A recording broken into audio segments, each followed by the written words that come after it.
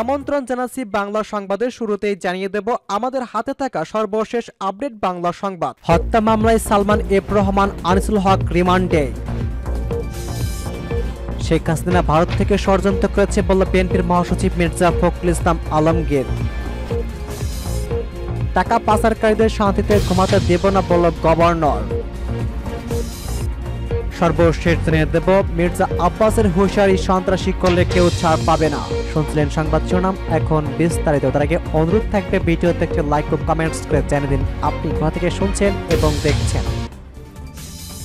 হত্যা মামলায় সালমান এফ রহমান, আনিসুল হক রিমান্ডে। পাপসের দোকানের কর্মচারী শাহজাহান আলীকে হত্যার অভিযোগ করা মামলায় সাবেক প্রধানমন্ত্রী শেখ হাসিনার বেসরকারি শিল্প ও বিনিয়োগ বিষয়ক উপদেষ্টা সালমান এফ রহমান এবং সাবেক আইনমন্ত্রী আনিসুল হকের 10 দিনের রিমান্ড মঞ্জুর করেছে আদালত। বুধবার ঢাকা মেট্রোপলিটন ম্যাজিস্ট্রেট মোহাম্মদ মমিনুর রশিদের আদালত শুনানি শেষে এই আদেশ দেন। এদিন গ্রেপ্তার 2 আসামিকে ঢাকায় মেট্রোপলিটন ম্যাজিস্ট্রেট আদালতে হাজির করা হয়। এরপর মামলা তদন্তের স্বার্থে তাদের 10 দিনের রিমান্ড নিতে আবেদন করেন মামলা তদন্তকারী কর্মকর্তা। এর আগে মঙ্গলবার গোপন তথ্যের ভিত্তিতে নৌপথে পলায়নের অবস্থায় রাজধানী সদরঘাট এলাকা থেকে সালমান এফ রহমান ও সাবেক আইনমন্ত্রী আনিসুল হককে গ্রেপ্তার করে পুলিশ। গত 16 জুলাই কোঠা বিরোধী আন্দোলন চলাকালে রাজধানীর নিউ মার্কেট এলাকায় আশেপাশের দোকানের কর্মচারী শাহজাহান আলীকে হত্যার অভিযোগে তার মা আয়েশা বেগম একটা মামলা করেন। এই মামলায় অভিযোগে বলা হয়েছে ভুক্তভোগী শাহজাহান আলী নিউ মার্কেট থানার মিরপুর রোডের বলাকা সিনেমা হলের গলির মুখে পাপসের দোকানে কাজ করত। প্রতিদিনের ন্যায় গত 16 জুলাই সকাল 9টার দিকে দোকানে কাজ করার জন্য আসে। ওই দিন সন্ধ্যায় অজ্ঞাতনামা একজন মামলার বাদীকে মোবাইল ফোন দিয়ে জানায় শাহজাহান আলী গুরুতর অসুস্থ অবস্থায় ধানমন্ডি পপুলার হাসপাতালে ভর্তি রয়েছে।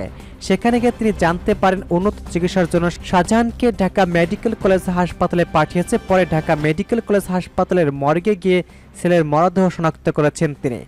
মামলার অভিযোগে আরও বলা হয়, কোটা সংস্কারের অজ্ঞাতনামা বিরোধীরা, জামায়াত শিবির ও বিএনপি সশস্ত্র আসামিরা এক হয়ে বিভিন্ন স্লোগান দিতে দিতে লোহার রডে, হকি স্টিক, লাঠিসোঁটা ইত্যাদি অস্ত্রসহ সায়েন্স ল্যাব ক্রসিং হতে নিউ মার্কেটের দিকে গাছ লোহার রোলিং ভাঙচুর করতে করতে এগিয়ে আসে এবং রাস্তায় থাকা বিভিন্ন স্থাপনায় আগুন দেয়। তখন কোঠাবিরোধী অজ্ঞাতনামা আন্দোলনকারীরা, জামায়াত শিবির ও বিএনপির সশস্ত্র আসামিরা একে হয়ে অতর্কিতভাবে নিউ মার্কেট থানাধীন মিরপুর রোডের টিটি কলেজের বিপরীতে পাশে কাদের মার্কেটের সামনে পাকা রাস্তার উপর শাহজাহান আলীকে আক্রমণ করে। অজ্ঞাতনামা আসামিরা তারা মাথাসহ শরীরের বিভিন্ন স্থানে এলোপাথারি আঘাত করে। এতে তিনি রক্তাক্ত জখম প্রাপ্ত হয়ে রাস্তায় পড়ে থাকে। পরে উপস্থিত পথচারীরা তাকে চিকিৎসার জন্য দ্রুত ধানমন্ডির পপুলার মেডিকেল কলেজ হাসপাতালে নিয়ে যায়। অবস্থা খারাপ দেখে পপুলার হাসপাতাল কর্তৃপক্ষ উন্নত চিকিৎসার জন্য ঢাকা মেডিকেল কলেজ হাসপাতালে প্রেরণ করেন। ঢাকায় মেডিকেল কলেজ হাসপাতালে জরুরি বিভাগের কর্তব্যরত চিকিৎসক পরীক্ষা নিরীক্ষা করে গত 16 জুলাই সন্ধ্যা আনুমানিক 7:05 দিকে তাকে মৃত্যু ঘোষণা করেন। হাসিনা ভারত থেকে ষড়যন্ত্র করেছে বলল বিএনপির মহাসচিব মির্জা ফখরুল ইসলাম আলমগীর। বিএনপির মহাসচিব মির্জা ফখরুল ইসলাম আলমগীর বলেছেন, সব গুম খুনের বিচার করতে হবে, পুলিশ জড়িত থাকলে তাদেরও বিচার করতে হবে। বুধবার বিকেলে 3:45টার দিকে রংপুরের পীরগঞ্জের মদনখালী ইউনিয়নের জাফরপাড়ার মাদ্রাসার মাঠে এক সমাবেশে তিনি একথা বলেছেন। মির্জা ফখরুল বলেছেন, সারা দেশে অসংখ্য মানুষ শহীদ হয়েছে। তাদের শাহাদাতকে অর্থবহ করার জন্য, তাদের আত্মত্যাগকে অর্থবহ করতে আমাদের ঐক্যবদ্ধ হয়ে আওয়ামী লীগের সব ষড়যন্ত্রকে রুখে দিতে হবে। হাসিনা ভয়ে লেজ গুটিয়ে পালিয়েছে মন্তব্য করেছে বিএনপির মহাসচিব। বলেছেন, খুব বড় গলায় বলতেন, আমি পালাবো না, আমি শেখ মুজিবুর রহমানের মেয়ে, কোনোদিনই পালাবো না, কিন্তু আজ লেজ গুটিয়ে পালিয়েছেন। মির্জা ফখরুল ইসলাম আলমগীর বলেছেন, হাসিনার বিচার করতে হবে, হাসিনা মন্ত্রিসভার সদস্যদের লুটপাট ও খুনের বিচার করতে হবে। বিচার শুরু হয়েছে, আল্লাহ করে দিয়েছেন।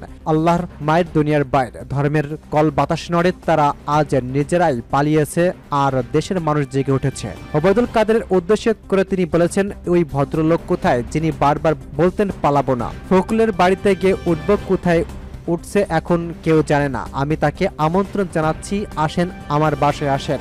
দুপুর 2টার দিকে মদনখালী ইউনিয়নের জাফরপাড়া বাবনপুর গ্রাম কোটা সংস্কার আন্দোলনের পুলিশ গুলিতে নিহত বেগম রোকেয়া বিশ্ববিদ্যালয়ের শিক্ষার্থী আবু সাইদের কবর জিয়ারত করেন মির্জা ফখরুল। তিনি নিহত সাইদের পরিবারের সদস্যদের খোঁজখবর নেন এবং শোক সমাপ্ত পরিবারের প্রতি সমবেদনা জানান।